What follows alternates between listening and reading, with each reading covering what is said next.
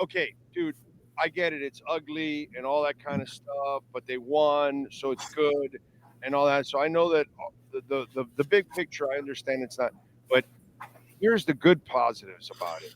Dude, they ran the ball 31 times. They got a tight end. They got a big body person involved. That pass to him in the back of the end zone. He has never had that. He's never had a person that can do stuff like that. So there were there were a couple things at least that I really like about it, overall that we had not seen. They moved Tua around a little bit to throw the ball. They changed the launch point. They ran 31 times. So to me, all that kind of stuff really helped in the game. And I thought the more balanced approach was very pleasant with that.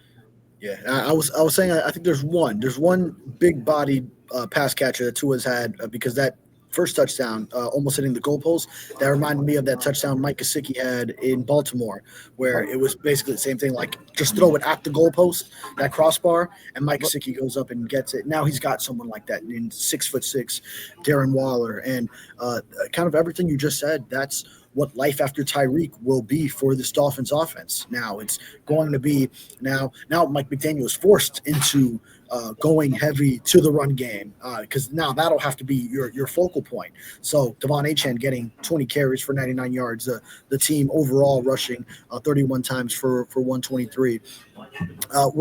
Ollie Gordon still only 6 times, so that was fewer actually than in Buffalo, but yeah, but Achane had such a heavy workload and was effective with his. Malik Washington will sometimes get involved in those end arounds like Deebo Samuel did in McDaniel's offense in San Francisco. So it'll be that, and now you have your Darren Waller to go throw to in the red zone.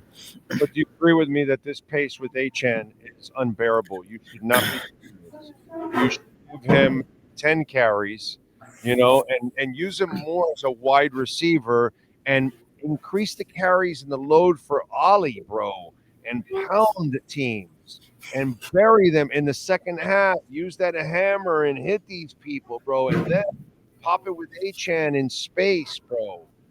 To me, this is Reggie Bush all over again, and it's driving me crazy. It really is. Yeah. So it was the opposite with Achane this time. It was all those carries, but then they only got him the ball one time on a reception, 2 targets. So he had been used so much in the past game before, and then maybe his carries would be a little lower, maybe like in the mid-teens or actually, yeah, some of those games they barely ran the ball. So, around 10 or so, but all those receptions. So it's almost 21 touches overall, but. But it's much more physical when it's carries in the run game, and those start between the tackles. Sometimes it's the wide zone stuff and going to the outside. But he's going to be taking hits on that smaller body when he's carrying the ball that much for sure. Yeah. How did you think Tua played? He really just managed the game. It was he didn't have to do too much. He played with a lead early on. Was able to get the ball to Darren Waller early. So, his first play, that third down, that gets Waller into things after he had been away for so long and making his debut with a new team. So that really had to help Waller just getting his feet wet, and probably helped lead to then later being comfortable in this offense to score those 2 touchdowns. So got that going early. He didn't have to do too much, and he didn't turn the ball over. So when you're running the football, which they ran more than they passed in this game, played with a lead, then you don't require too much from your quarterback. And then he managed the game fine. It was good enough to win and beat the Jets. Yeah, no, I'm with you there. I thought that's what you're supposed to make your quarterback do: manage the game and not have to go crazy and try to do everything for you, because that's not who he is as it is. And so if you can run and give him a balanced attack, and it's funny that you mentioned it, that the Tyreek Hill injury is going to force them to play like this. That's kind of sad, isn't it? Like, you should have been playing like this from the get-go. Yeah. I know you're a big proponent of it. It's true. That's the balance that the offense really needed. Your partner loves it. Oh Your, yeah. your brother coming up loves it. He wanted to run. Yeah, no, same. I'm with it, and almost as much because they needed to go to the run game in order to open things up for Tyreek Hill and Jalen Waddle, and also, I mean, Tyreek was having a great game. Six catches on all six of his targets. You saw a little bit them working it downfield, so. It was a shame that it went that way because, he was on pace to have a 100-yard game. That happens very early in the second half, and he finished with 67. So he was working well in this offense with the run game going and Darren Waller. So there were a lot of positive elements to take from it. And then now you're going to be without him. You agree with me, right? He's done. Like, it's over for him here with the Miami Dolphins, unfortunately. Yeah, we were saying in the press box, I was sitting right next to my partner, Chris Perkins, who will join later, that that could be the last image that we see. And I mean, could be is probably very safe terminology. It seems more likely than not because we already kind of figured this was his last year and already maybe speculating toward the trade deadline if the Dolphins were really in a bad position, which starting 0-3, you kind of feel that way that he could be dealt by then, and then now it's just over. No word confirming that it's over, but you dislocate your knee like that, it's not the look of an injury of a guy that's coming back later in the same season. Yeah, bro, it looked nasty. It looked it was like it's just one of those where, and then you really and you think about his big picture now. Oh my God, he doesn't have like he won't be able to really command the kind of money he may have thought he wasn't going to be able to get top dollar anyway because of the baggage and everything else and the age. But now, oh my God, if he can come back from this, it'll still be he's going to be taking a deal that's so much smaller and filled with all kinds of incentives, and with all his other issues that he has going on in his life with the baby mamas and the kids. Oh, dude, there's a world of hurt coming his way, unfortunately. No doubt. And so it's unfortunate for him. And it was a game where you saw him just so fired up at the start of the game. There was that image, that video of him at the center of the whole team huddle and pregame warmups. He's, headbutting certain guys. He's hyping them up with like jabs to their shoulder pads. And, you saw him really pumped up for this game, got his teammates going, and it was having a really solid game, moving the chains, big third down catches. Now, obviously, we talk about the 6 for 67 at the time that he went down very early in the second half. So, it was kind of like things were looking up for him in this offense. But now, obviously, the injury and then big picture for him, it's devastating personally. And then for the Dolphins, might be the last of Tyreek with this organization. All right, so the question of the night, and don't forget, folks, to smash the hell out of the like button. The question of the night is, Tyreek down now, Jalen Waddle step up. And, a lot of us were wondering, hey, will he step up next the number one? And you're like, well, wait a minute, if he's going to become the number one, right? Well, we don't know if he can. Well, now we're going to have 13 games to find out if he can become the number one. So is he Bam Adebayo or is he Jimmy Butler?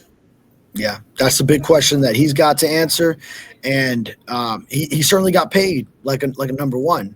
Now, there's been so many wide receiver contracts since, but at the time he was already, wasn't it, top 5 in one of the either average, I think the average, because it was 3 years. I got to look back at what the contract was, but average annual value, then he was up there at the time of the extension.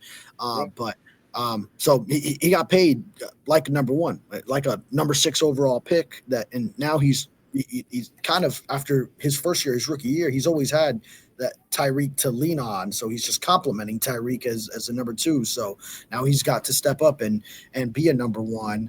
There's been a lot of times where I feel like I haven't seen that from him, but sometimes it's getting thrust into that you have to be that when a player rises to that level. So I'll be very interested to see if he does. He's shown me to be Bam Adebayo, not Jimmy Butler. That's where I'm a little concerned. I want to see if the dog in him comes out when it's all said and done. Yeah. And obviously, small sample size today, but I was going to say it's not like we saw him in that second half go and become that guy. But the Dolphins were playing with a lead, too. 3 plays later, they take a 2-touchdown lead going to Waller. So not going to judge it off of that, but, it's not like he exploded off of Tyreek's absence. But now a lot of targets should be going his way, and he'll be expected to create separation, get open, and make plays. All right, so with Waller, did you see him in the locker room? Everything good? Yeah. Everything good as far as what? Yeah, because to me, Yeah, that he did that, but now he's got to hold up now week in and week out and see if he can do that. Yeah. I mean, all indications. I didn't see anything that would incline me to believe he came away with anything. Sometimes things do pop up a day later and whatnot, but. Yeah, I mean, excellent game for him, and yeah, he spoke about it. He was up at the podium, so saw him. Everything looked great. So, but yeah, I mean, that first catch, then he gets into it. From the very first play, and really, it was just 3 catches. It was that one to get going, and then the 2 touchdowns. So very efficient night for him. Yeah, no, it's fantastic and exactly an element that they needed desperately in this offense. All right, what do you got going in the Sentinel so folks can check you out? Yeah, just wrapping up coverage from tonight, putting it all together on this win, and then also covering the Tyreek Hill reaction. And I think the follow-up story tomorrow will be about now moving forward, life after Tyreek for this offense. We'll find out. Follow him on Twitter at David Furones _, and of course, catch his work there at the South Florida Sun Sentinel. David, thank you, my brother. Have a terrific night. We will catch up later in the week. Yes, sir. Sounds good. You got it. There you go. David Furones and our Welt Rheaume P.A Dolphins post-game report. Bankruptcy, homeowner property damage, condo damage, criminal defense, business owner claims, commercial litigation, personal injury. Jeff Welt and Daniel Rheaume are here. They can help you here in Florida, by the way.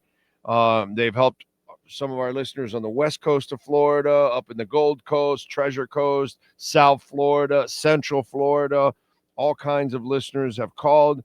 Bankruptcy, homeowner property damage, condo damage, criminal defense, business owner claims, commercial litigation, personal injury, car injury, truck injury, anything that happens, please call them. Never call the insurance company first. Call them. They will send their adjusters, and then they will call the insurance company. You'll never have to deal with the insurance company. They will handle it all. You will just pick up a check at Welt Rheaume. Call Jeff and Dan right now. Well, tomorrow, whenever you've got a problem. 954-966-4646.